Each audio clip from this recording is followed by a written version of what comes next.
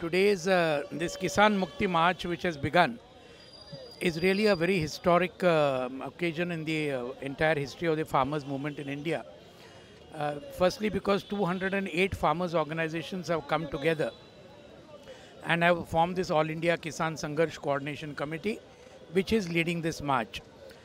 Secondly, we are seeing right now in this place where we have a large cross section of society, including the middle classes, students, teachers, literary artists, cultural artists, etc., under the banner of the Nation for Farmers, are all over the country actually mobilizing for this march. They are helping this march in every single way possible. And that is something which actually began with the Nasik to Mumbai Kisan Long March 8 months ago, where we found a spontaneous outpouring of the people for the farmers who are marching. Now, what we are seeing today, we are having this march. Thousands of people have come here. We began from Nizamuddin, and similarly, 5 different marches have started from various ends of Delhi. We will all be culminating in the Ramlila Maidan in some time. And then tomorrow, lakhs of farmers all over India will together march to Parliament Street to demand a special session of Parliament. Number one, to adopt the 2 bills that we have already placed in the last session. Number one, the liberation from debt, that is the Karja Mukti Ka bill of the farmers. The second is giving 1.5 times the cost of production as MSP.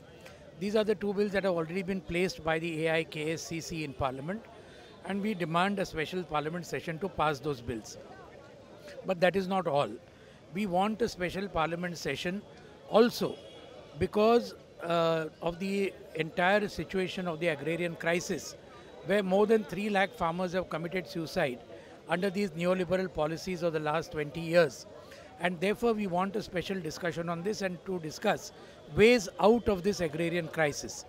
Now, it's very clear today, and March is actually a manifestation of the fact that the BJP government led by Narendra Modi is without any doubt the most anti-farmer, anti-people, pro-corporate, communal and corrupt government that independent India has ever seen in the last 71 years of its existence.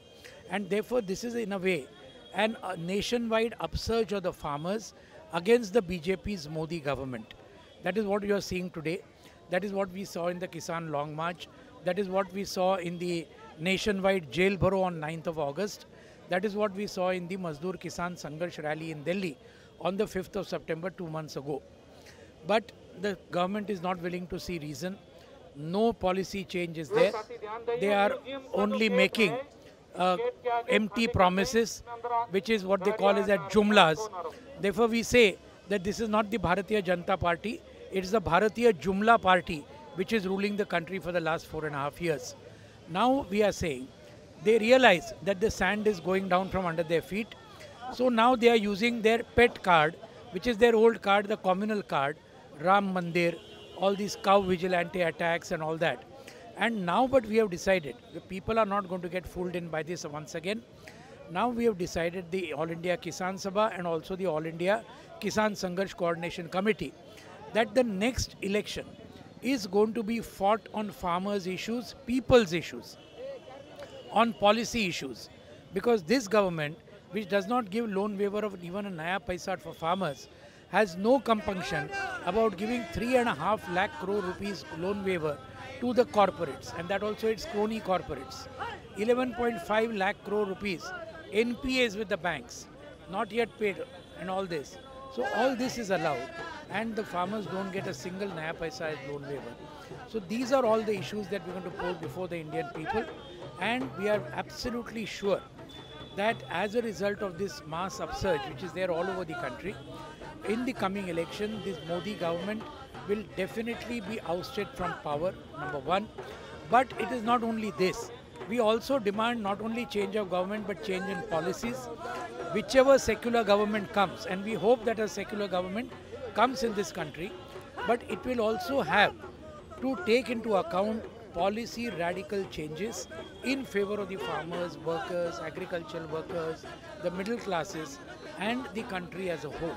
That is what we want, and that is why this whole march for these last 2 days, it will really create history in the country. There is no doubt about this.